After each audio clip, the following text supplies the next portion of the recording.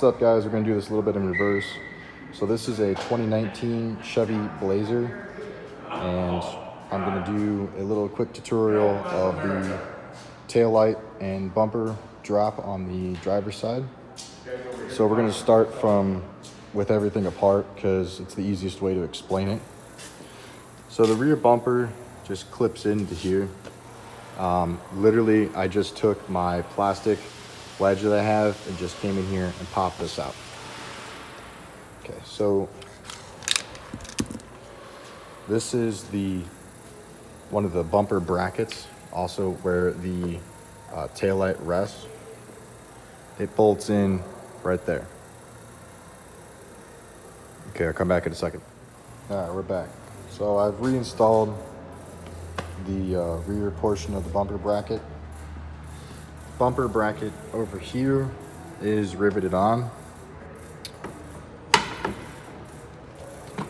this up for a second. All right, so in order to remove the bumper, you're gonna have to take the first two clips.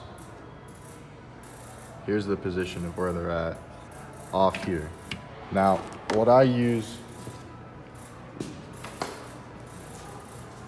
is just a plastic wedge. I come down and I get right there. I just pop it out. That's all I do. So this is very similar to the Traverse taillight assembly removal.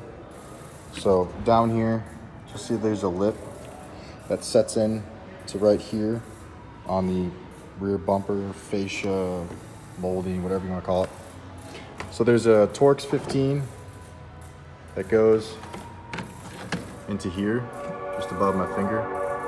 And then there's 3 Torx bits that go down along the inside. And then there's 2 underneath the bumper. There's one right by here, one right by there. And they're extremely easy to get to. And I'll show you the next step here in just a minute. All right, so in order to get this back on, I made sure that tab was on top, not on bottom, because otherwise it won't go in all the way. So make sure that's on top, and come back over here, and see if I can do this with one hand and still get a video. Make sure the fender flare is not in the way. And so I got this end in first, okay? Got that started, and then this end just smack in. That's it.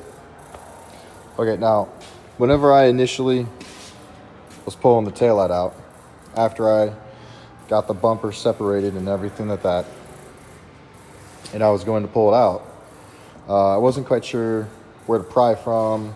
I could have pried off of here into here, but what I did was I just took my black J-hook, and there's a nice little notch right there for it to rest against, and just pulled straight back, came right out. Beautiful. Typical procedure for putting this all back in. There's just 2 bolts here, 1 bolt there. Like I said before, there's 1 bolt on the bottom here and here. So that's it. There's just Torx 15s on the bottom. Typical procedure for putting this back in. There's 1 Torx 15 right where my finger is. This just pops back in. This, make sure you get it popped in before you push the pins back in, otherwise you're doing double the work. Then there's 3 Torx 15s right there. We're gonna end the video with the tools you need. No, you normally would start with it, but you're probably gonna watch this before you attempt it anyways. So I used a 7mm on this little Aries in order to get my little bits inside tight places. Just a standard 1/4-inch ratchet and a Torx T15.